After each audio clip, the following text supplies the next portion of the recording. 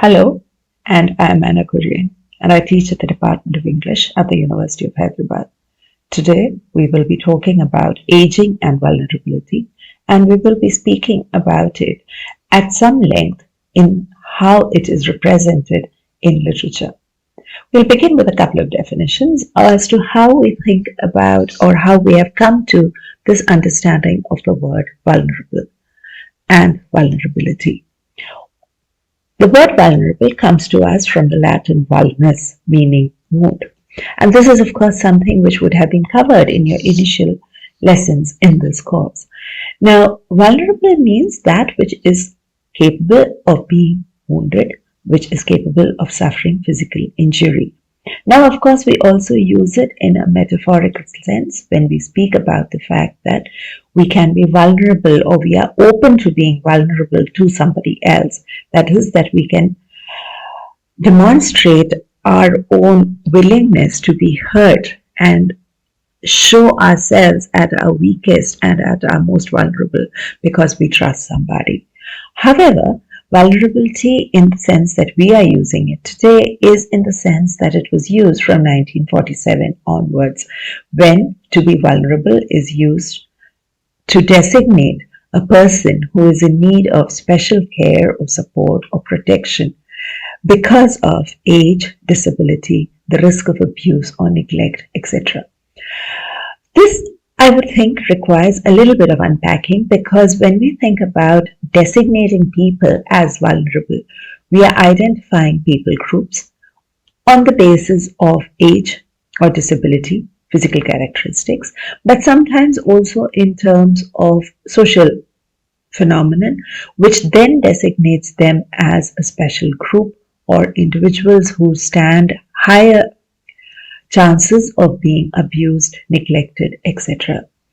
When we think about old age and as a category, people who are old, do they stand at risk of being abused or neglected? Think about it, because in India, we believe that the old have to be respected, taken care of, etc. But that is to neglect this idea that they can also be at risk for abuse and neglect. And if you were to look at news reports, almost every week we see a news report which then tells us that somebody has been uncaring of their parents, neglected them, that they have suffered hunger or they have suffered want of various kinds, and so on and so forth. So the question of being vulnerable when it relates to old age is also then a question of care. To go to the other term in our title, aging and vulnerability, we will now speak about the distinction between aging and old age. And aging is the process, whereas old age is in some senses the product, right? So when we think about aging as a process, actually, aging begins the minute you are born, because from that point onwards, you are growing older, you are aging.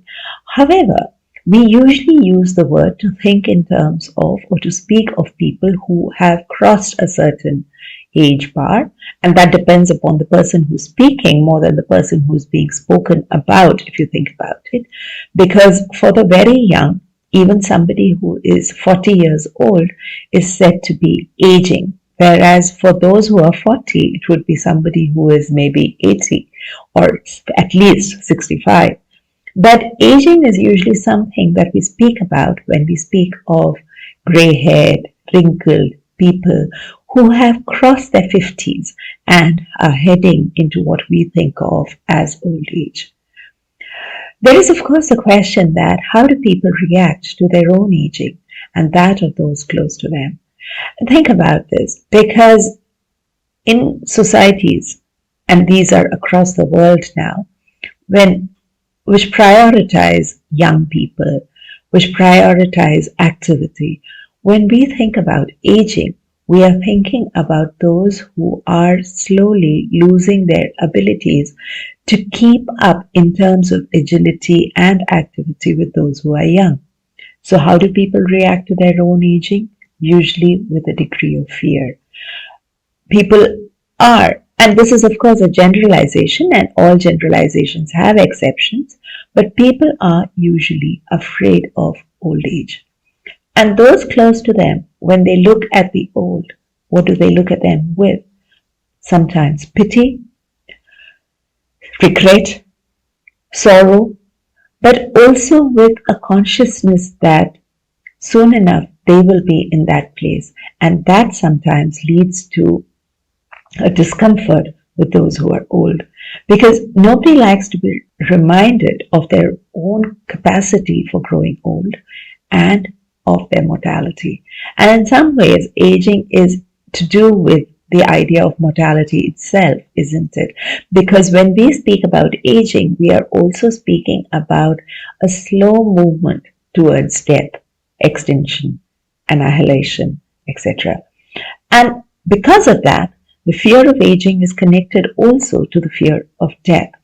So whether it is the person himself or herself who is aging, or whether it is the persons who are close to them, when they think about aging, they are also dealing with the imminent arrival of death itself. So when we think about aging, to go back to the question which we began, how do people react to their own aging and that of those close to them? We are looking at aging as a phenomenon which causes discomfort, which causes worry, which causes grief. So for the person who's growing old, they are usually a little sad about it because they fear the losing of their own independence, the loss of their own independence. They fear the declining abilities of old age, and they worry about what will happen to them in their old age. Those who are associated with them, family members, usually also look at the old and think about how difficult it is going to be as they grow old.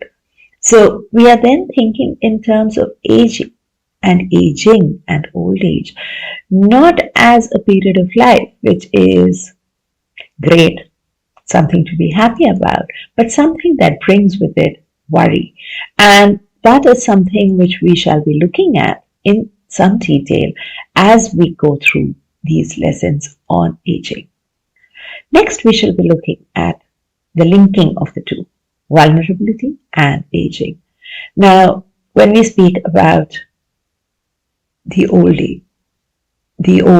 those who are aged, when we speak about them, we usually think of them as a category of people who are in need of special care, as the Oxford English Dictionary in our initial slide said, that these are people who are at risk and who need special care.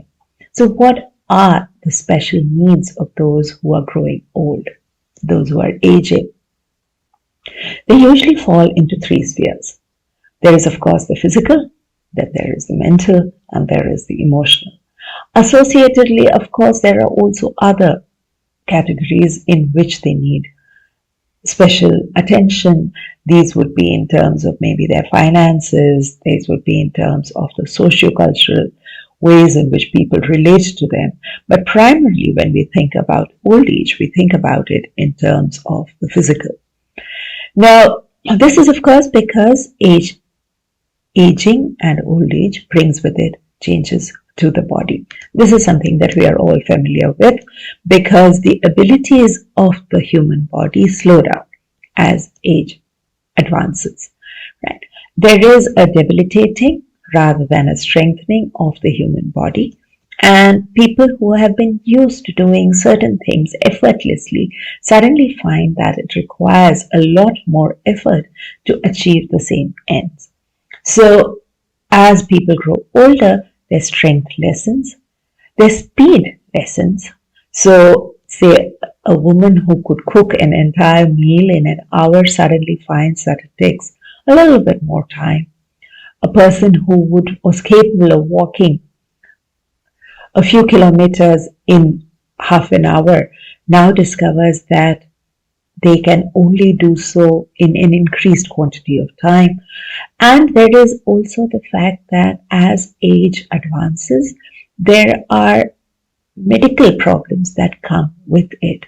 So there is, of course, the weakening of the human body in terms of strength, but sometimes there are small aches and pains which begin and which continue, which you cannot do anything very much about because it's part of the debilitating effects of old age. Alongside the physical, there are the mental effects of aging, and these are initially, of course, primarily to do with memory. That as you grow older, people have what they call a senior moment, which is that they forget briefly whatever it is that they wanted to do. And this is usually seen in people who, say, go into a room thinking that they were going to pick up something, and then when they reach the room or when they open the fridge, they can't remember exactly what it was. Now, it begins as this, but there is also memory lapses which are larger, and these are, of course, to do with ailments such as Alzheimer's and dementia. These are illnesses which afflict people in their older years, and these are associated with memory lapses, of course, but far more severe than just forgetting what it is that you went into a room for. And these make the old vulnerable, especially mental ailments such as Alzheimer's. They are responsible for a great deal of vulnerability for the old because it can wipe out entire caches of an individual's memory, leaving them prey to a lack of understanding as to who they are or who the people they live with are, so that some days they might just not recognize the ones who are closest to them. There is, of course, the emotional vulnerability that accompanies old age. And this begins fairly early for people who are heading into their late 50s, early 60s, as the family structure changes, either due to the death of a partner or due to the children leaving home, getting married, setting up their own families. Family structures change. People who have been used to being needed all their lives suddenly find that they have a lot of free time and nothing much to do in it. The change in family structures is also accompanied for those who have had a very active working life by changes in those structures as well, because you retire from your workplace and the whole day stretches ahead of you and there's nothing with which you can spend that day. Now, the changes in family structures are also accompanied, of course, by the changes in abilities that we spoke about, physical as well as mental. And all of these put together lead the old towards a feeling of emptiness, a fear of being not necessary, unnecessary, unwanted. And it does not necessarily follow that those who are not needed to do something are unwanted, but the old fear that. And because all our societies are geared towards, if not youth, then definitely productivity, the old become vulnerable because what is it that they can do which can be seen as productive? They are no longer working. They are no longer active at home. In cooking and keeping house, there's nobody to cook and keep house for. At the most, there is your spouse, your partner, but your children have all left, and suddenly you are all alone, and there is nobody and nothing. So the emotional vulnerability which comes about due to being reduced in circumstances in terms of the numbers that you are keeping up with accompanies the mental and the physical vulnerability that is inherent part of old age. And all of these put together render the old unhappy and vulnerable also to the fact that as their lives progress, they are no longer in the kind of situation, position, condition that they once had. Making those adjustments becomes really hard for them. We will now move on to the literature of aging and how it connects with real life aging. In real life, aging and how the aged are treated is in the realms of three discourses, or at the most four usually. So you have law, of course, you have social and cultural norms, you have religion, and medical discourse. Now, if you were to think about, and if you were to argue, or if you were to state that actually these are not necessarily determining how the old are treated, think about how when you look at, say, news reports about neglected parents who are old and who have maybe signed away their property, then the law has to intervene and make it a matter of law that children will take care of their parents. This would have been, in prior times, a social and cultural norm that parents were looked after by their children. However, now it is also a legal matter that children are, by law, required to look after their parents. We also think about old age and its vulnerability in terms of how medicine and the medical profession interacts with those who are old. Now, we read medical reports of health issues that plague the old, and these are, of course, frequently found in news reports but also in journals. People who are interested in old age will also think and write about the fact that old age has particular demands that it makes of the medical profession. So the failing human body, and as age advances, a body that has been in its prime also begins to break apart. So when we speak about the failing human body, we are also speaking about the multiple minor physical health issues that plague the old. There is, of course, religious discourse, and all religious discourse exhorts us to look after our old people and to treat them well, because then, of course, the kingdom of heaven is available to you. But associated with religious discourse is also the cultural discourse that teaches us to think about the old in particular ways. One example which you might like to think about would be to look at Atul Gawande's initial introductory passages in Being Mortal, his book about old age, wherein he speaks about how in India old age was not seen as debilitating, that the family, because it was an extended joint family, looked after the old in particular ways, as opposed to American ways of taking care of the old, which primarily involves the old living alone or moving into an old age facility where then they take care of themselves. So cultural norms, social and cultural norms, which structure old age in different ways in different cultures, would be one way of thinking about it. But underlining those are also other discourses such as religious discourses, medical discourses, as well as legal discourses. If all of these are there in real life aging, or are ways which determine how real people age in the real world, then how does literature engage with the topic of aging?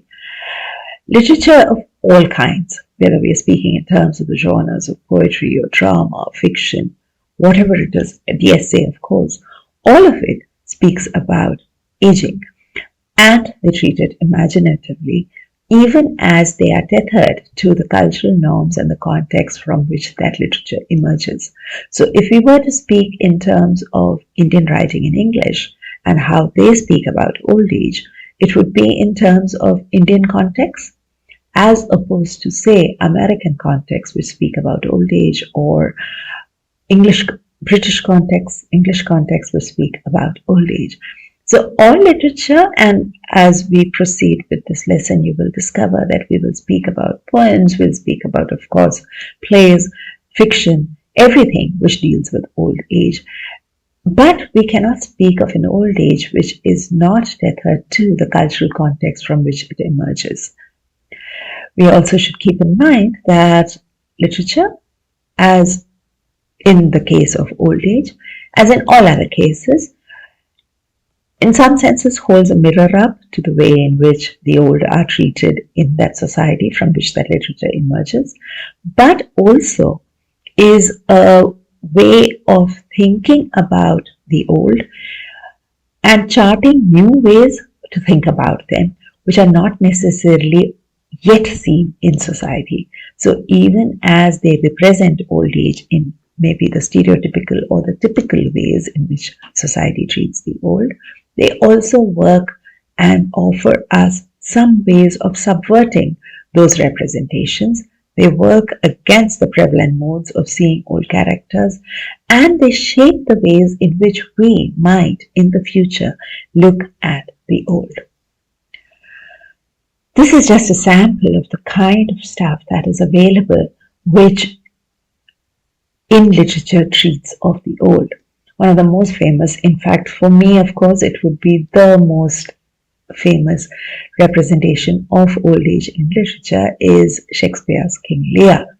But you also have a comparatively recent book, which was The 100-Year-Old Man Who Climbed Out of the Window and Disappeared, which came out during the early 2000s and which was a fascinating book because it gave us humor as opposed to King Lear's tragedy. It gave us ways of thinking about the old which did not restrict them in terms of what they are capable of. There's, of course, the poetry of old age, and here there is a representative sample of that poetry. There's Dylan Thomas, who writes, "Do not go gentle into that good night." There is W.B. Yeats, who speaks about when you are old and grey and full of sleep, and that's of course a stereotypical representation of old age. As opposed to those, there is Ulysses by Tennyson, which speaks about how even in old age it is possible to strive, to seek, to find, and not to yield. And that's, of course, an exhortation as to how you can be old. Compared to all of that is Jenny Joseph, who in her poem Warning says that when she's an old woman, she will wear purple and she'll do all kinds of outrageous things because she has led a very conservative, normal, shall we say, within quotes, life all her years. And when she's old, she's going to break out of that and she's going to have a great time doing exactly what she wants. So she'll wear purple and she'll wear a red hat and she'll go around spitting and she'll sit on curbs and she'll do all kinds of crazy stuff. We'll come to that poem in a little while.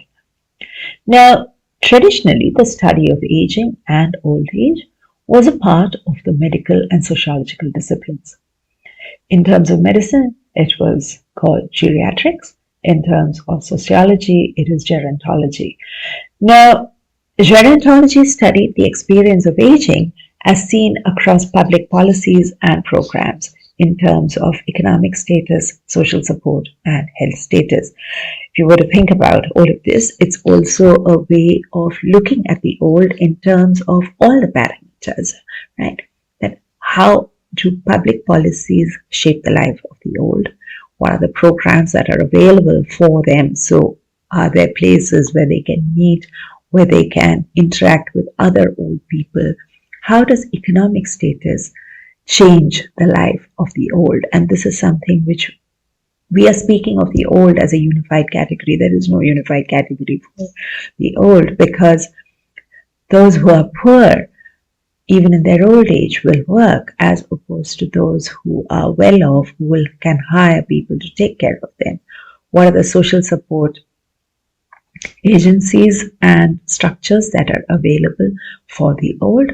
And of course, gerontology, sociological studies of the health status of the old. Now, all of these are impacted by the class to which the old person belongs, sometimes the gender to which the old person belongs, because if they are women who have been brought up in very patriarchal structures, then they do not have an economic status of their own. Their economic status depends upon the status of their families, their spouses, who might control all their money, etc. Geriatrics refer to medical care for older adults. And again, my go-to book would be Gawandé's Being Mortal, where he speaks about the physical and mental conditions related to aging. Now, geriatrics is also in one sense, even as they take care of the old, associated with geriatrics is the fact that as people wither and dwindle into old age, how can you keep them mentally alert so that they are not afflicted by the mental ailments that can accompany old age? So if these were the traditional ways of looking at old age, geriatrics and gerontology, the study of old age in literature is comparatively recent. And how has old age been studied in literature? In terms of, initially, of course, in terms of the stereotypes that circulate, whether they are positive or negative, comparisons of old age across societies or within societies based upon other identities. And in the recent past, so that would be about 5 to 8 years, the study of old age has also been impacted by medical humanities angles. So when we speak about the representations of old age in literature, we are speaking in terms of stereotypes. Now, when we think of stereotypes of old age, you have the very positive stereotype, which is one which conservative traditional societies endorse, which is that old age is a period of wisdom. Old age is a period of calm and wisdom, all passion spent, wherein you can see clearly. You have the negative stereotypes, and those include old age as irrational, full of anger, unhappiness, etc. There is, like I was saying, that all literature emerges from particular contexts. So when you think about the socio-cultural context from which literature emerges, and then you think about how books such as The 100-Year-Old Man Who Jumped Out the Window, etc., which comes out of the Nordic nations, is different from a representation of old age, which would be, say, from India, such as Rohinton Mistri's Family Matters or Shashi Deshpande's Small Remedies. Now, within a country, it's also, so using India as a test case, we can think about how old age is also shaped by other identities. So you have Mistri's Family Matters, which gives you a Parsi family in Mumbai and middle class family, as opposed to Shashi Deshpande's Small Remedies, which deals with an old woman who was a leading singer of gharana, singing classical music, and who has built her life around that. So you look at old age and you study it not just in terms of positive and negative stereotypes, but how they fit into or how they don't fit into the society from which they emerge. In recent years, we have looked also at the fact, and Pramod Nair, who is running this NPTEL course, has written an essay on how Huntington's disease afflicts the old and what exactly it does to them. He's also written about dementia and old age in other writing. So those are the medical humanities angle which speak about the narrativization of old age and illness. Now, speaking about fears of aging and old age due to the increased vulnerability that accompanies aging, we might like to think about, and this is also something that all literature that deals with old age also studies, bodily decrepitude and the fear of physical changes. So we will be looking in classes, in the next class or the one after that, at how writers, literary writers, look at how the body fails and what that failing body does to the idea of being a person. Then, of course, there is senility, dementia, the loss of mental equity, and failing memories. And we see that, of course, in Lear, one of the most famous portrayals, King Lear by Shakespeare, one of the most famous portrayals of old age. There is this idea of old age as dwindling, the lessening self, that even as you might be physically fit and fine, as a person, you become lesser and lesser. The position that one has in the world, that becomes minor. Because when you think about old age and when you think about how at one point in time, those who are now old enjoyed a position wherein they had control over other people, they looked after other people, and now they are less and less. They have one small room, they are controlled by younger people rather than having control over others. Is look at old age as dwindling, and texts which are set in old age homes offer you this portrayal. There is, of course, old age as loneliness and the solitude of the old. A solitude which is also linked to loneliness, because who visits the old? And then, of course, and this is typical of old age, that all old age is to do with death, mortality, which is why being mortal, as Gavandi's book says. But when we look at aging in literature, is it also that in the face of the fear of aging and all the consequences that aging brings, are we then thinking about ways in which we can stall aging? And is that particularly a gendered phenomenon? You might like to think about, again, a stereotypical idea about aging, wherein we speak about the fact that when we look at somebody who is old, especially when we think about women, when they try to stall aging, what is it that they do? And this is, of course, the usual stereotype, is that they have plastic surgery done so that they can continue to look young. Whereas for men, it is that they continue to hold on to their jobs because their job gives them a sense of self and identity, which is rooted in control. In the face of the fear of aging, is it possible to have wisdom and calm acceptance as people grow older? This is utterly, totally a stereotype, because usually you don't really see this play out in texts to do with old age as well. People sometimes rage against the dying of the light, in Dylan Thomas's words.